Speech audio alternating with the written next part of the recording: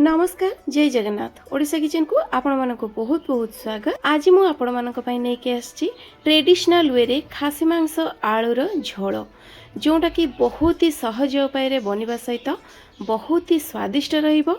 Bachelors हुंतु किंबा beginner जे के भी याको थरे बनेगी खाइला मात्रे ना एई भलिया प्रोसेस को आपण माने आपणै नेबे। ताले चलंतु कि भले प्रोसेस रे मु आजिर सुस्वादिया खासी मांस आलूर झोल को सहज उपाय बनई ट्रेडिशनल उपाय बनई वीडियो को स्किप न करके चलतु संपूर्ण भाव में देखि नबा। सेथिबे नैची मुझे 2 केजी मटन को मु भल भाव में परिष्कार आगरू पानी रे धोई नहीं आउ छाणी बंध्य नहीं। मटन पाई सब बेले टिके बड़ बड़ पीसेस नेबे जेहेतु मु आज रेसिपी प्रेशर कुकर बनईबी तेणु अधिका घांटी जीवनी भल रहिबो।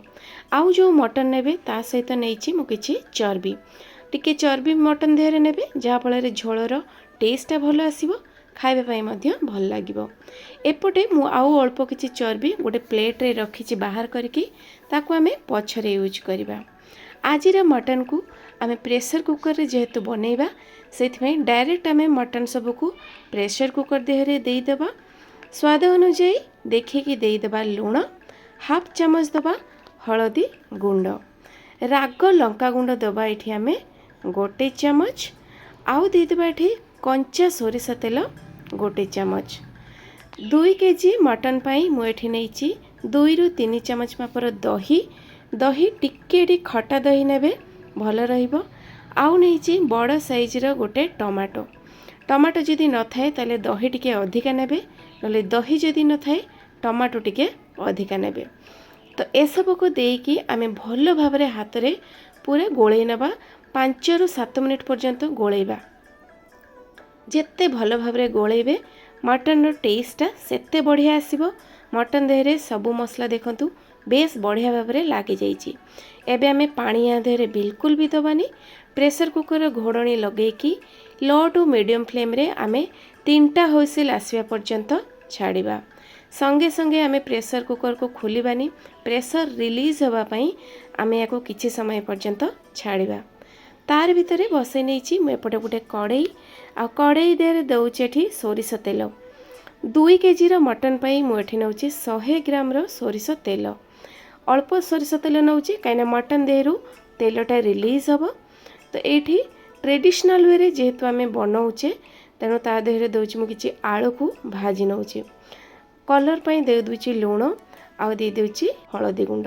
लो टू मीडियम फ्लेम रे आमे एठी आलू को भाजी नबा जा फल रे आलूटा कलर हवा सहित भल भाव रे सिझिबो। तो सेथि पई आमे घोड़णी मध्य लगै नबा। 5 ରୁ 7 मिनिट भितरे आलू भाजी हवा सहित सिझी मध्य गलाणी। एबे आमे आलू सब को एठी गोटे प्लेट को बाहर करनबा। एई भलिया आपण प्रेशर कुकर रे सिझेई कि थरे मटन को बनांतु देखिबे खाइबा पई बहुत ही टेस्टी लागिबो। तो ये जो मुझे प्लेट रे बाहर करके अल्प चर्बी से चर्बी को देखो मुझे पूरा छोट छोट पीसेस रे काट नहीं कड़ाई रे जेतक तेल अच्छी से तेल देहरे मु प्रथमे चर्बी सब को दे दूची। तो यही भाया भाजिकी नेबे तरकारी झोलटा बहुत बढ़िया बनिबो खाइबा पई मध्य बेस स्वादिष्ट रहिबो। तो एबे किछि समय भाजी नहीं सारा परे एठी मु 2 केजी मटन पाई नैची 250 ग्राम रो पियाज पूरा परफेक्ट भाग में मापिकी नहीं। पियाज को एठी आमे टिके गोल्डन ब्राउन कलर हैला पर्यंत भल भाव में भाजिबा। तो पियाज देहरे दे देबा एठी 2टा तेजपत्र आउ गोटा गरम मसला आपणक पाखरे जहा थिबो ताकू नै परिबे आपण। मु एठी पियाज परे दउची आपण चाहिले तेल देहरे मध्य नै परिबे। मु एठी दालचीनी अलैच छोट छोट लवंग 2-3टा आउ गोटे बड़ अलैच नैची। तो यही सब को नहीं आपण पाखे जहाँ थी नहीं पारे। आउ पियाज को ये आम गोल्डन ब्राउन कलर है पर्यंत भाजुवा तार भितर रेडी करवा आम गोटे मसला। तो मसला नहीं मुझे अदा रसुण आउ कंचा लंका। अदा अपेक्षा रसुणर परिमाण टिके अधिका नेबे आउ कंचा लंका देबे तार जो बास्नाटा तरकारी गोटे बहुत बढ़िया आसीबो। दरकार मुताबक पानी देकी आम तार गोटे पेस्ट रेडी करनबा। एपटे देखंतु पियाजटा बहुत बढ़िया भाव में भाजी हो जाइए पूरा परफेक्ट गोल्डन ब्राउन कलर है कि भाजी होइछि। आउ अधिका पियाज को भाजबानी नहले पोड़ीजिवो। रेडी करिथिबा मसला को आमे एठी पियाज देहरे देईदेबा। आउ गैस फ्लेम को एठी पूरा लो टू मीडियम रे रखिकी ए जो अदा रसुण रो स्मेल जीवा पर्यंत आमे एठी मसला को टिके भल भाबरे कषि नबा। मसला देहरे आमे तो देई नथिले लूण, तेणु स्वाद अनुसार देखिकी देदेबा। मसला पाई केवल लूण आउ देदेबा आधा चामच एठी धनिया गुंड, गोटे चामच जीरा गुंड। राग पाई आमे कंचा लंका आउ राग लंका गुंड देइचे। कलर पाई देबा एठी काश्मीरी लंका गुंड गोटे चामच आउ हळदी गुंड गोटे चामच। बास आउ किछि भी मसला दबा दरकार नहीं। यही सिंपल मसला रे ही आज ही मटन झोल बनिकी रेडी हेबो। मसला को टिके ऑयल रिलीज होला पर्यंत आमे कसिबा। जार धोइकी आधा कप मापर पानी देइकी गैस रो फ्लेम को पूरा लो टू मीडियम रे रखिकी रही मसला को आमे एठी भल भाबरे कषि नबा।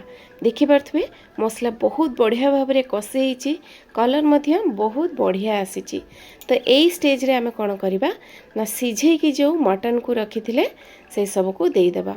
आमे मटन सिझेला बेले बिल्कुल भी पानी देई नथिले, देखि पारथबे किंतु दही जेहेतु देइथिले पानीटा बहुत रिलीज हेची। आलू को मध्य जो भाजी के रखिथिले से आलू को मध्य देई देबा। आ मटन आउ आलू को मसला सहित टिके भल भाबरे एठी गोळेई नेबा।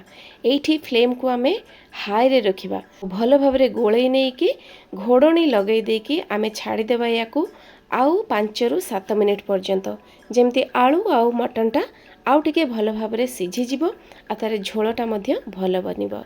एठी देखंतु पूरा पूरी 7 मिनिट परे मु आपन मानको देखाउची बहुत बढ़िया भाबरे कलरटा हेची। जदि आपनकु दरकार टिके झोल अधिका ताले आपण चाहिले आउ गोटे कप पाखापाखि पानी एथिरे ऐड करि परिबे, किंतु गरम पानी ही नेबे, ठंडा पानी बिल्कुल भी देबेनी। तरकारी एबे हमर बहुत बढ़िया भाबरे फुटुची। देई देबा अल्प किछि कटा कंचा लंका, धनिया पत्र थिले धनिया पत्र देई परिबे। आ सबा लास्ट रे देई देबा एठी हमें गोटे चामच गरम मसला गुंड। आउ किछि भी दरकार नहीं, बस 2-3 मिनिट पई हमें याको आउ फुटेई नबा। रेडी हे गला हमर गरमा गरम सुस्वादिया बहुत ही सहज उपाय रे ट्रेडिशनल खासी मांस आलू झोल। गरमा गरम या भात सहित थरे घरे बनैकी खाँतु देखिए, निश्चिंत भाव में आपको रेसिपीटी पसंद आसिबो। तो दर्शक बंधु आज रेसिपीटी आपको भल लगी प्लीज लाइक करेंगे, शेयर करेंगे, चैनल नुआ थिले सब्सक्राइब निश्चिंत करेंगे। पुणी देखा आउ गोटे नुआ वीडियो रे आउ गोटे नुआ रेसिपी सहित से पर्यंत रहूची।